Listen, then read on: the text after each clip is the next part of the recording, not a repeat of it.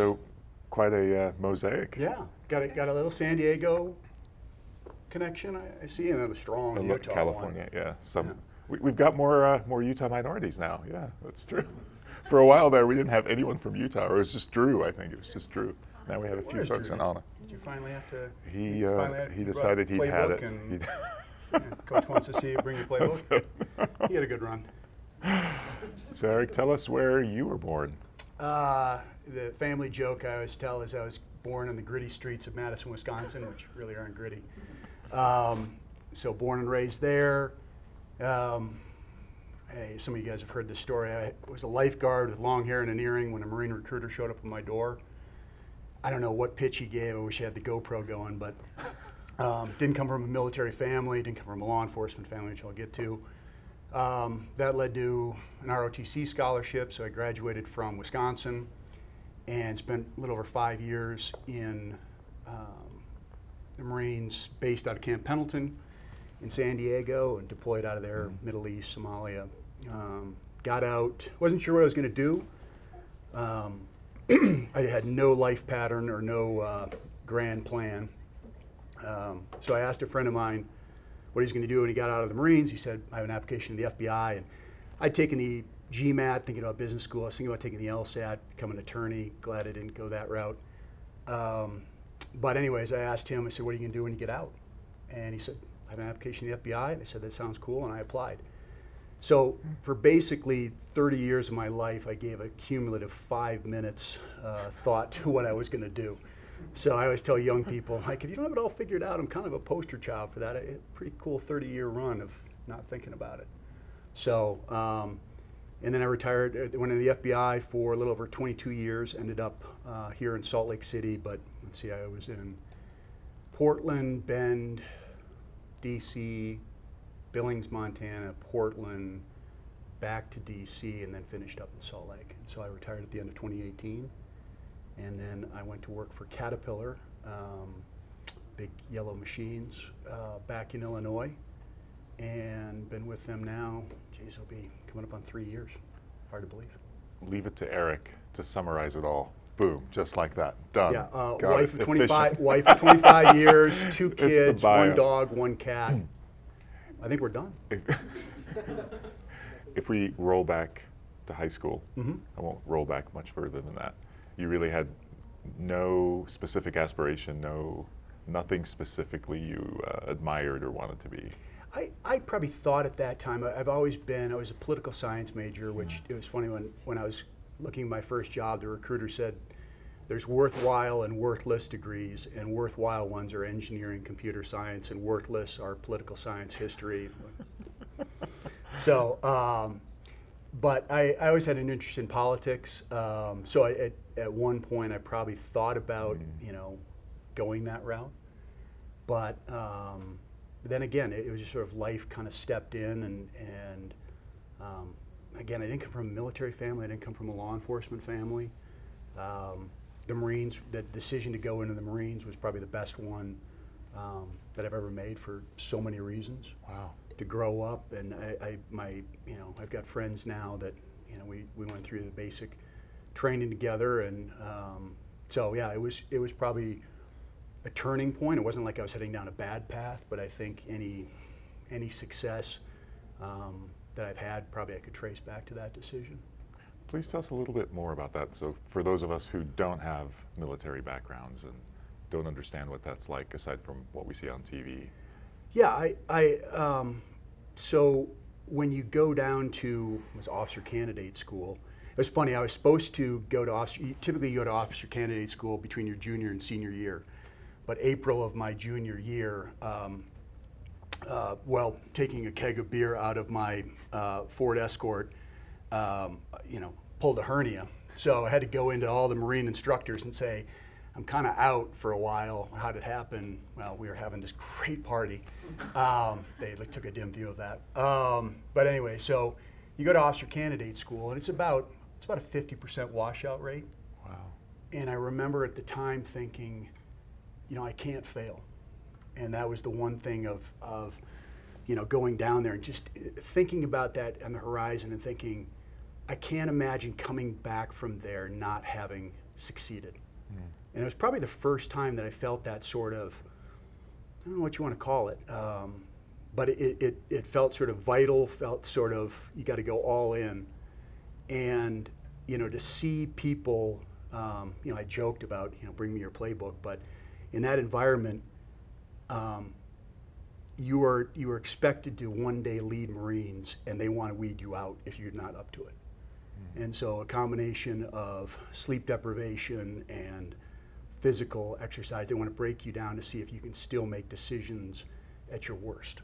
And to see guys, I mean, literally in that environment, if somebody was told, Candidate Jones, or called out, the last thing you would see them is walking across this long parade deck, which is like a parking lot, to go see the colonel, and nobody ever came back from there.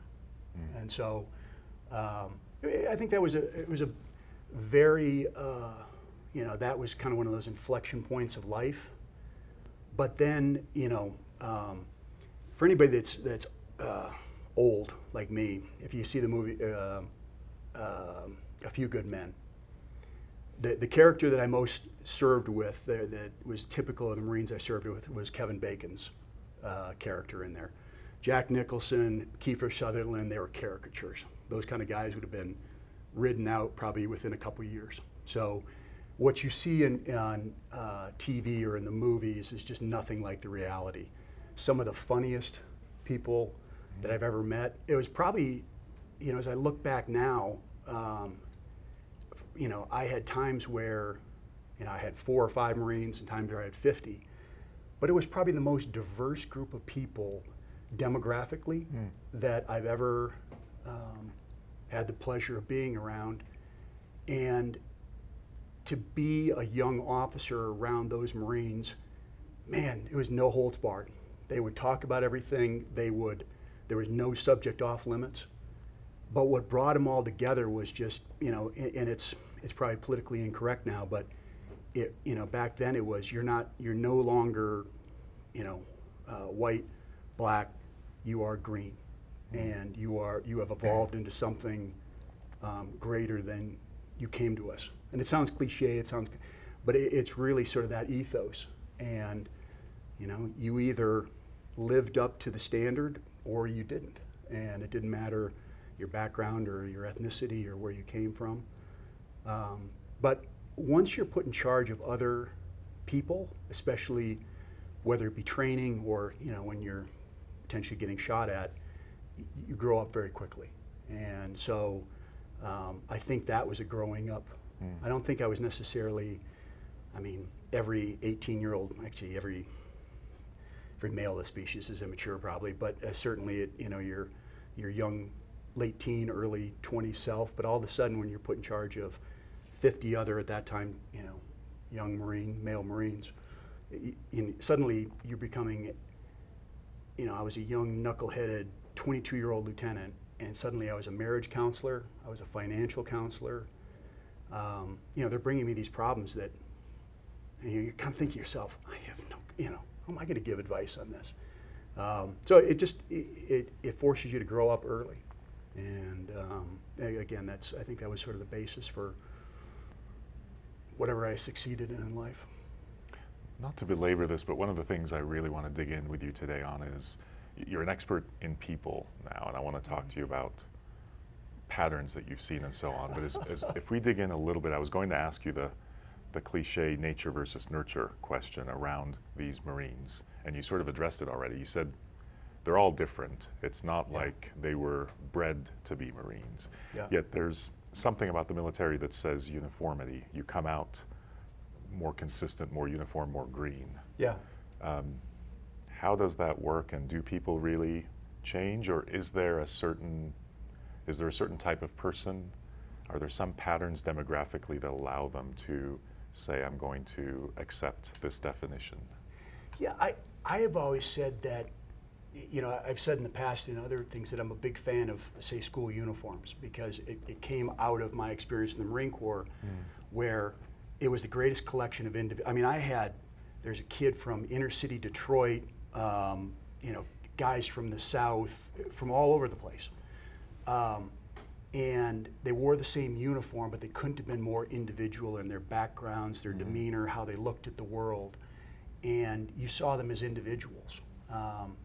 And you know, there's one kid that I won't use his name, but he grew up in inner city Detroit, and he came to me before our first deployment, and he said, "Hey, sir, I'm having trouble filling out this insurance form, and before you go on a deployment, you've got to fill out the Servicemen's Group Life Insurance, and you've got to, so if anything bad happens, somebody gets paid, and you got to designate beneficiaries." And he said, "Sir, I don't know who to put down." And I was like, "What do you mean?" You know, again, here I am, sort of idyllic, you know, 2 parents, 2 sisters, nothing bad ever happened to me growing up. I kind of won the lottery, you know, by grace. So, you know, I asked him, I said, "Well, okay, who's your family?" He said, "Well, my mom killed my dad in a domestic dispute after years of abuse. My mother was killed by an armed intruder, and my brother's on death row, and he's never going to get out." Like, no other family, no, I mean, it was like this sort of gut punch. It was just this, you know, wow, we've come together at the same place, same uniform, same organization, and we are on different planets. And so we, you know, of course, the uncomfortable pause, and I said, "Well, you know, Barnhart with no D, you know, you know, laugh. We finally came up with about a, you know, 5th cousin, you know, twice removed. But so you know, that was one of those moments, and I'm not sure I'm answering your question, but that was one of those times where that kid came out basically, you know, if I got a straight flush, if I got a full house dealt to me, man, he had like, you know, 3 and a 7 and some other junk cards. And he ended up getting out of the Marines, going to college, and he's a very successful businessman now in the Midwest. Wow. And so, you know, it's all those sorts of stories that I look back now and like, those are the kind of people, if I've had any success in life, it was expected.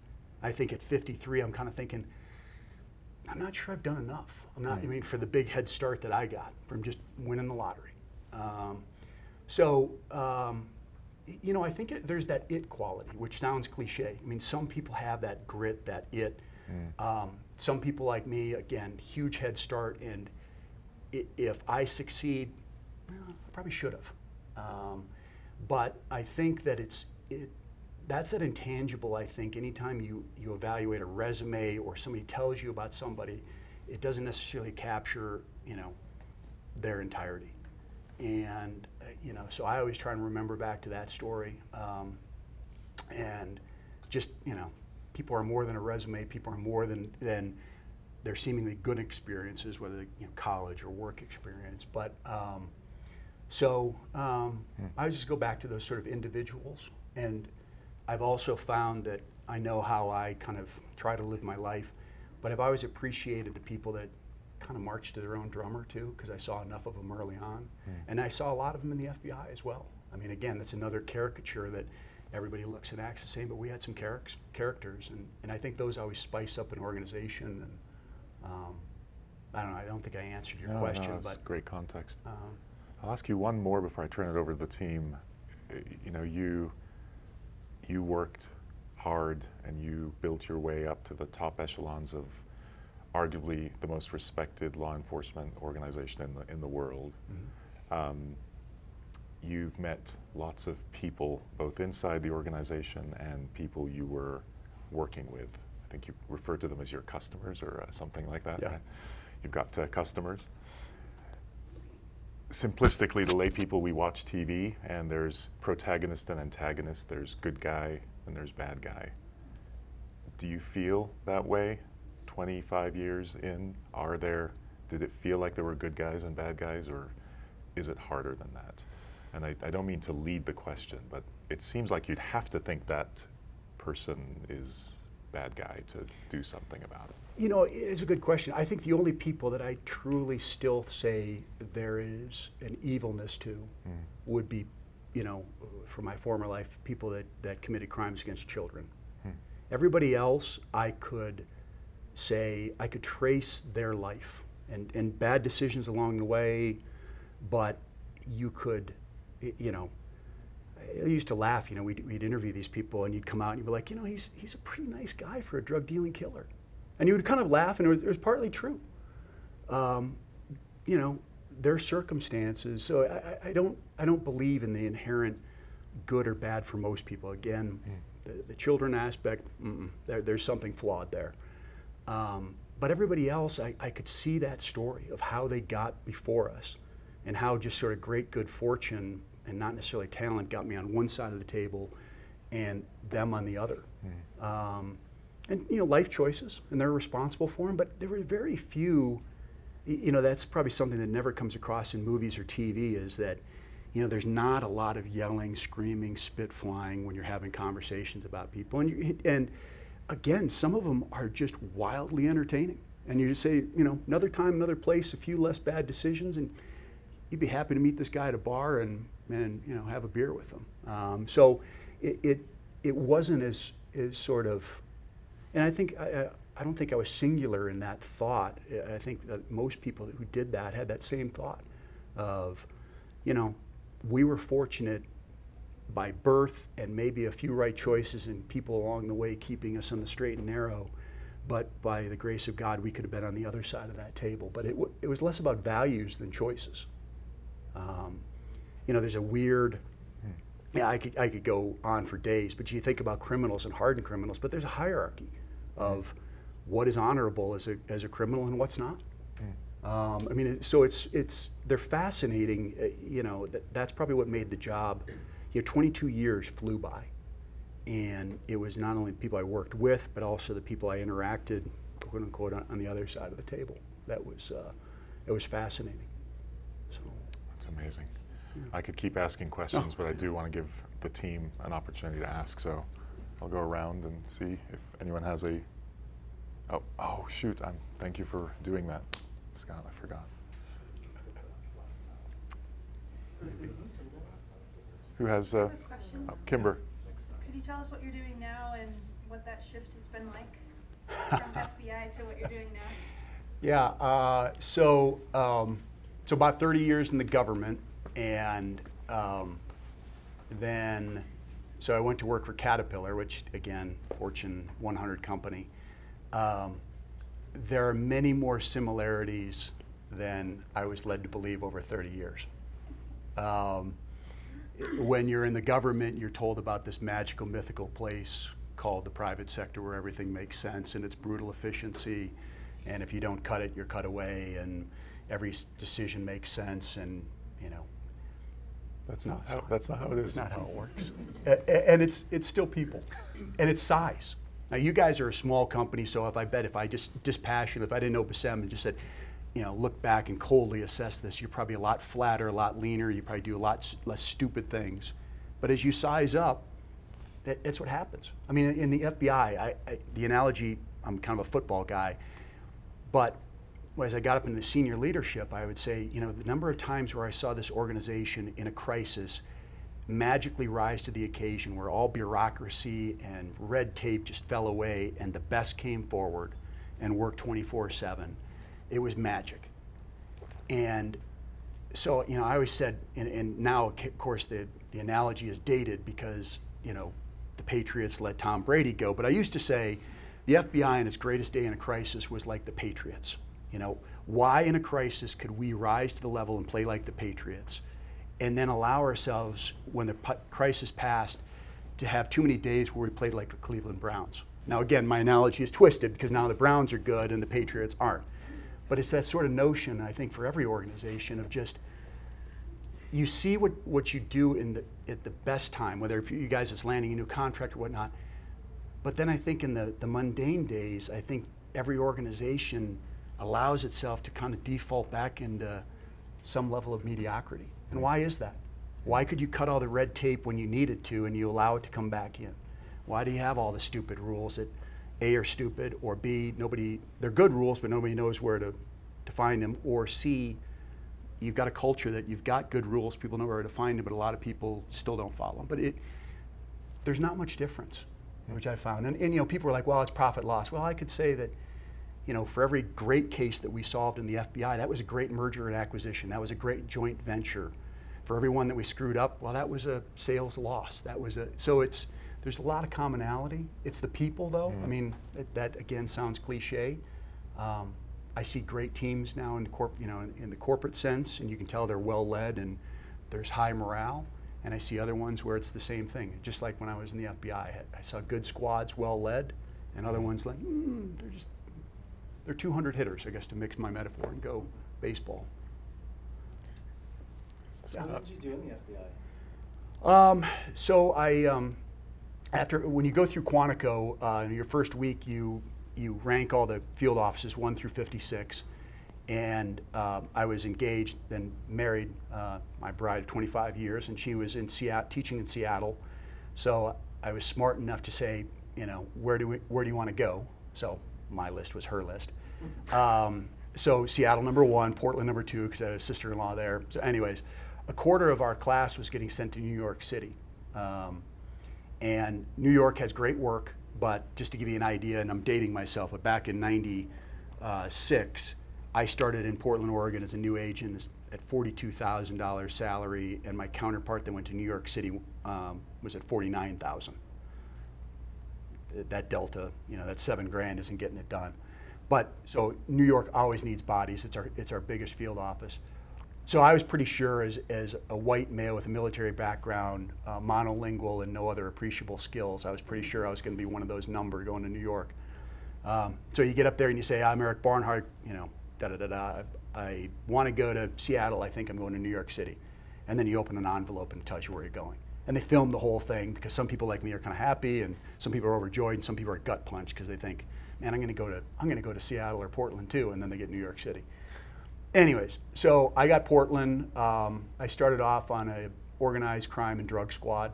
And one of the first cases I was involved in was a wiretap of a guy that is probably as close to an organized crime figure in Portland as you can get to. And I imagine the first time that we ever went, we hit the button and we could listen in on the phone call. It was just sort of that really weird, magical, like, we're listening to this guy.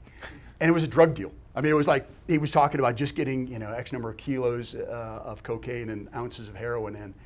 And it was just kind of a surreal moment.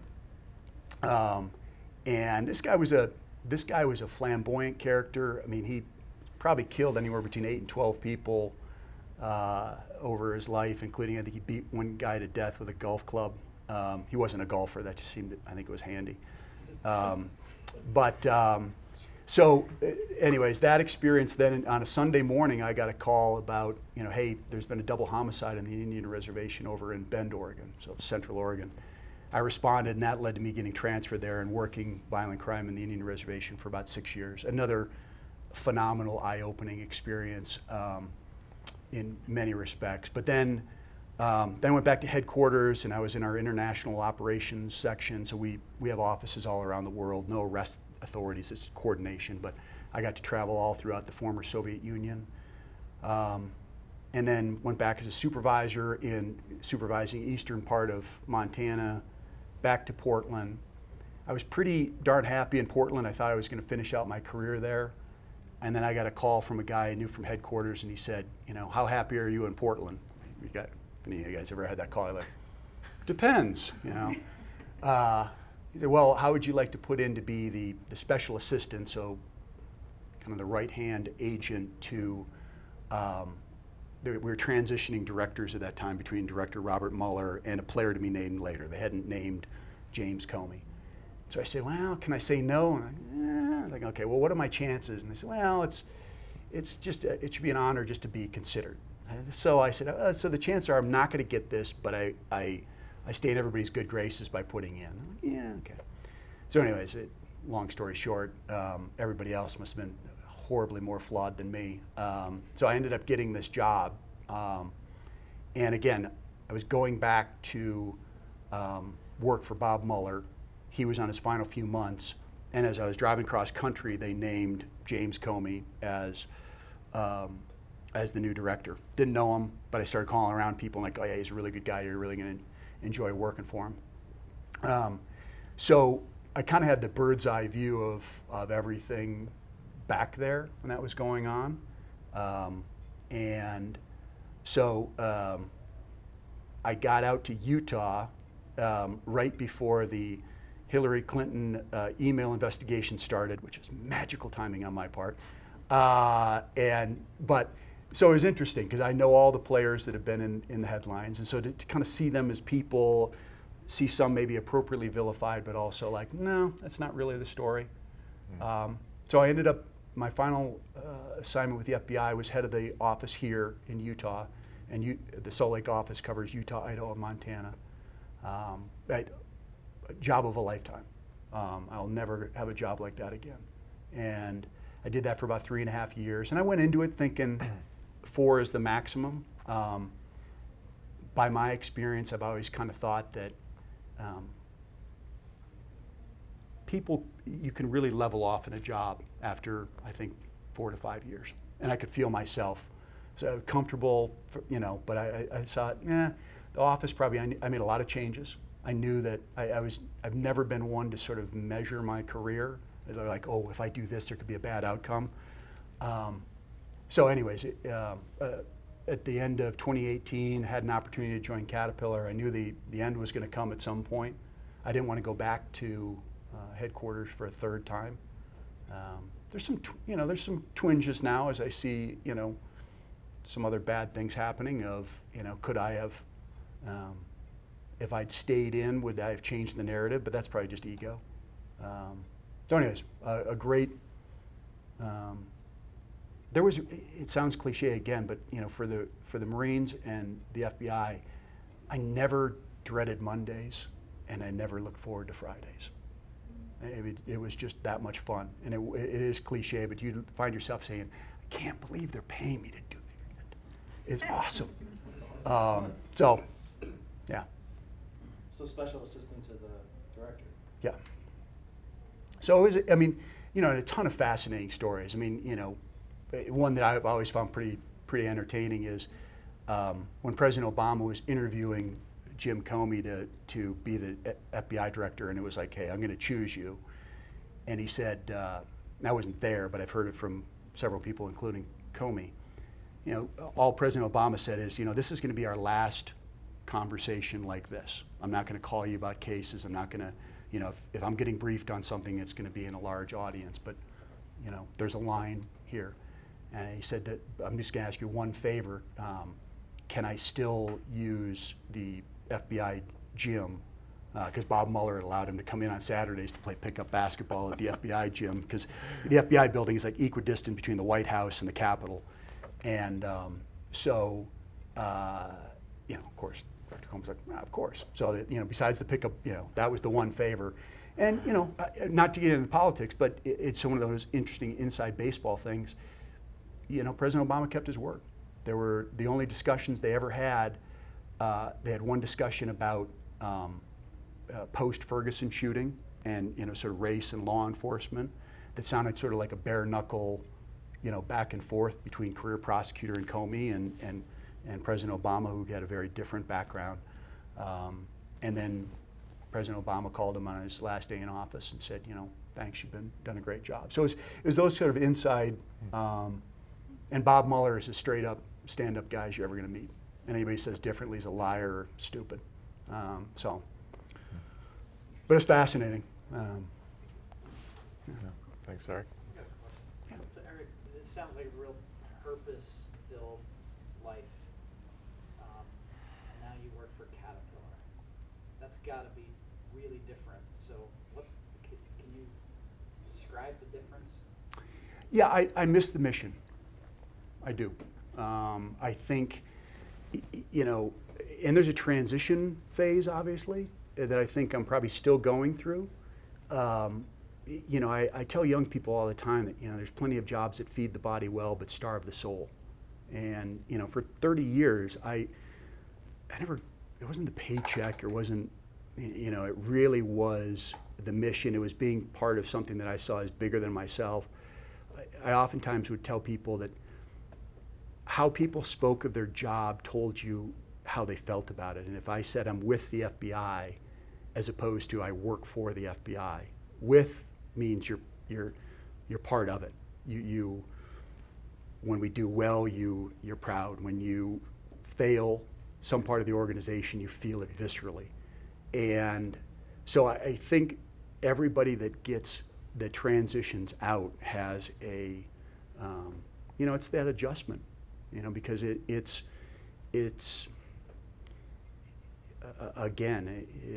to never really dread Mondays or look forward to Fridays, because some of the best stuff happened. The FBI, it's a dark culture because it's a dark subject matter. When you say that someplace has really good work, it means bad stuff is happening in the community. But yeah, so it is a transition, and I knew I was making a difference. I think every day in those jobs, and now, you know, there's days where I'm not making much of a difference. And I tell my bosses now, I'm like, I think I've carried this group as far as I can take it, and I'm the least important person here. And they think I'm joking and just being self-effacing. I'm like, no, I'm really kind of serious. Like, you know, I've told them before. I've said, hey, you know, if you got to let somebody go, you know, Troy, my number 2 guy who I hired, every bit as good, if not better than me. And they always think I'm kidding. I'm not. So, so I don't know. I mean, do I think I'll stay on the corporate side forever? Probably not. So I would always entertain. I mean, I've been asked about would I put in for certain positions, you know, in this administration. I've said, yeah, I'll always listen. And so I would never close the door on that. So I think in some respects that public service, it does kind of get in your veins. But I also would say that if I wouldn't mind going on a smaller scale on something, because again, I've worked for 3 very large organizations now. And sometimes you just get tired of doing and seeing stupid. You know, like, why are we doing this? You know, and it's usually because of size and bureaucracy. Well, we've always done it, you know. Or, so, you know, I think when I talk to smaller groups and you're part of a smaller organization, like this is, you got to realize that the flip side of being small and agile can be, you know, bureaucratic and frustrating. And how do you keep lean as you grow? I mean, you guys want to grow, you know. So how do you keep that leanness, that culture, that where you're not doing as a matter of routine? Don't know. That's kind of a long, rambling answer, but I think I'm still going through that transition. You know, I've got friends of mine that are still in, friends of mine that are still in the military. You know, and talking to them with what's going on in the world right now is, you know, they're still in the game. They're still in the arena. And now I kind of feel like I'm in the cheap seats. So I'm still going through a little withdrawal. Yeah. Eric, if you had succeeded Comey or someone and could make one change or 3, what would you do? Oh, yeah, there were a number of rungs I had to do. After, most of you guys probably know this, but J. Edgar Hoover was director for 43 years and accumulated way too much power. And when he passed away, they did a 10-year term limit for FBI directors, enough to span at least 2 administrations, but they never wanted anybody to accumulate that much power again. You know, the people in the FBI, and I saw the same thing in the Marines, I'll tell you, they're as talented as anybody on the corporate side.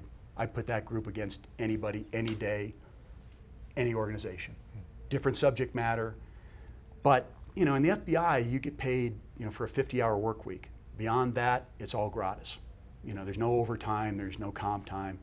And the number of times where I saw people, you know, work 100-hour, you know, weeks and not bat an eye on something, just for the mission, was that sort of magic. One of the things that I did right before, about a year before I left the FBI, did a 90-day study of the FBI. And we used McKinsey, and part of it was what parts of the FBI, what parts of the magic can we not change, and what parts do we need to change? And there were a lot of things that we needed to change. And again, it comes down to organizational change is just force of will and personality of leadership. There was no, it wasn't rocket science. We weren't splitting the atom with, you know, our recommendations at the end of it. Is, do you have the will to change? And you know, you asked me early on human nature, and one of the things that I found with human nature is people almost always will default to what is safe, known, and oftentimes mediocre, as opposed to what's unknown and potentially fantastic, because it's the fear of the unknown. And I think organizationally, that's what we saw. And I think we had an opportunity when Comey was there. I mean, I think if Comey had not been fired, I probably would have stayed in. He probably would have drugged me back there. He probably would have said, he's a very good speaker, so he probably would have poured some honeyed words in my ear. But I think we had some opportunities there to flatten and to get a lot better. And better for us means better for the country. I mean, just part of the study we saw was how many people had parts of our cyber mission, and there were like 250 different entities that had, part of that. And it's just, and that just grew over time. But we had an opportunity, I think, for a very brief time. And that's the other thing is, organizational change, that window can close so quickly. And one of my criticisms with the FBI was always, we study the snot out of something 10 different times and we never just act. And it's like, no, a good plan well implemented is going to beat the perfect plan never implemented every day. And so, I think that there's just a whole host of things where we could have consolidated, flattened, we could have pushed a lot more people out from headquarters, out into our field offices where they would have a greater impact for the country. The cyber realm was one thing. Counterterrorism, there were just a whole host of things. But I think organizationally, it was just, as soon as Comey was fired and the political landscape changed, they were in a defensive posture. And I was asked whether I would come back a number of times, and close up to the time where I was going to announce my retirement. And they kind of let me know what they saw as my future. And, from the outside, it fairly bright back there. But, I remember having the conversation with the then deputy director, who was the number 2. The director no longer, nobody is promoted within the ranks. It's somebody from the outside. It's again to try and keep more balance. And so Comey was never an agent. Bob Mueller was never an agent. Louis Freeh was an agent for 5 years and became a prosecutor and judge. But I said to him, I can't come back. I said, because I know myself and I know what needs to change. And the organization is not in a place that is ready to change right now. And so I would become very frustrated and bitter, whereas right now I have a magical job and I'm taking a friend's advice and I'm going out a day early rather than a day late. So again, that's a long rambling way. There were so many things and we had an opportunity, we had a template. We weren't sure whether we got stuff right, wrong, or somewhere in between. But just talking about what needed to change for an organization we all dearly loved was very invigorating. It was very like, we can do this. We can really have a significant change. We can change the course of this ship. And I think some of the problems we've had now, some fair, some unfair, but I think, we saw sort of some of those signs on the horizon. We'll see. It's been a tough time for the organization. Some of them self-inflicted, but some of them it's the men and women in the arena. I don't know if I answered your question. Thank What's you. the answer? Yeah. Okay. He should have been a politician too, right? Well, yeah, it's. Here you may still be. Look, one of our biggest challenges was leadership and identifying leaders and vetting them and who should, any big organization has the problem where sometimes people's ambition outstrips their talent. And, having hard conversations with people of saying, this is your last stop. You've reached your bandwidth. And I think that's something that the FBI struggled with. I think it's something a lot of, and if you have good leaders, then anything is possible.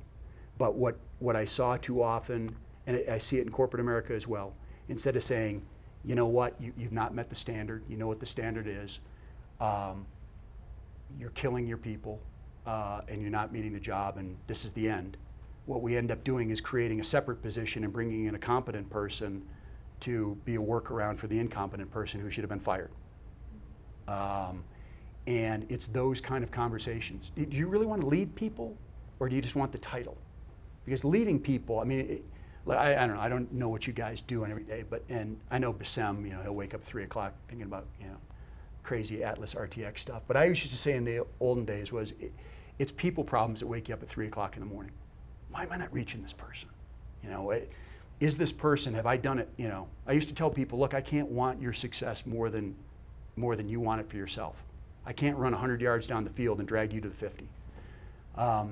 So I think it's some of those things of that culture, and what we were struggling with in the FBI is how much investigative experience do you need before you become a manager, a supervisor?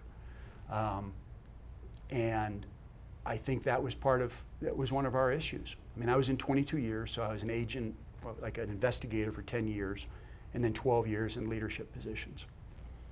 It wasn't a bad experience background-wise, but I think if I trace most of the bad things that happened in our organization, it was leadership failures that a lot of us saw coming. And so therefore they're self-inflicted. So therefore it's then the will.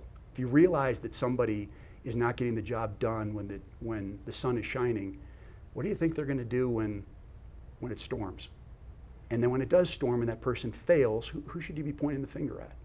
So it probably, for me, as I looked at the organization, if I'd had that authority, it would have been a wholesale, that would have been my focus. We need the right people in the right seats. And if some people have been promoted beyond their capabilities, it doesn't mean that they're not a great public servant, but we all have a ceiling. So that's probably would have been, and that's kind of the way that I led the various places that I was in was, are you up to the standard? And, you know, do you have what it takes to lead? And a lot of people don't. Incredible. Maybe we can close with the consummate question, and you have a 19-year-old at home. How old? He's going to be 20. So my son was born 4 days before 9/11. So I remember Mom fed him, gave him to me, and I turned on the TV in Bend, Oregon. I was like, what's Katie Couric doing on? And why are they showing the 93 Trade Center, attack? And then all of a sudden the pager. I know you got young people are like, pager, what the hell's that? Yeah, so he was born 4 days before 9/11. So it was sort of a weird, so life has sort of encompassed my career. But yeah, he's going to be 20 next 7th. So as you give him advice about, let's keep it to professional advice since we've been talking about that. What guidance would you give him that perhaps you've learned and or may have wished that you knew back then? Yeah, it's funny because we've had this discussion. I first met Bassem in fall of 2015. Our sons played soccer together.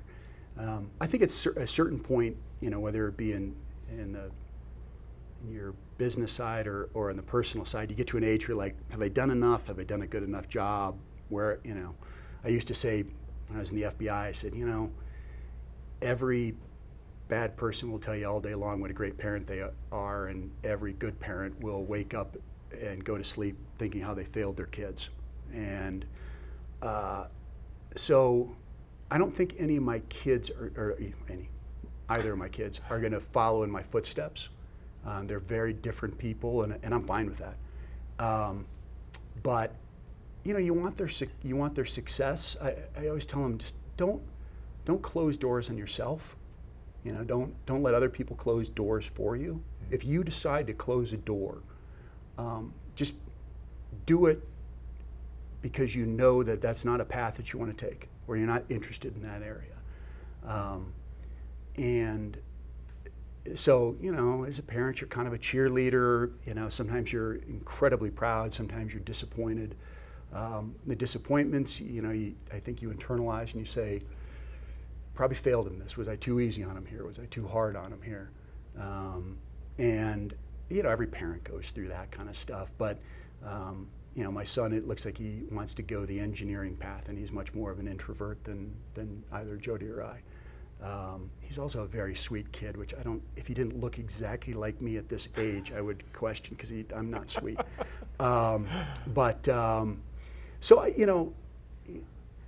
again, you just want, I think the big thing is just don't let other people, limit your choices or close doors. Be deliberate in how you do it, and don't worry about making mistakes, and don't live, the fearful life of, oh, I don't want to put myself out there because I may fail. Well, we all fail. You know, and I think that's what, now they're coming to an age where I have discussions about where I failed, or, you know, my anxiety about stuff, or, so that's kind of fun. And I think a different window, Sam and I were laughing with another friend of ours. I mean, if I died today and all my Marine buddies showed up and they started regaling him tales, my kids would be like, who was that guy? We didn't even know him. I mean, I've got a whole, you know, like, my wife is like, they don't need to know about that part of your life.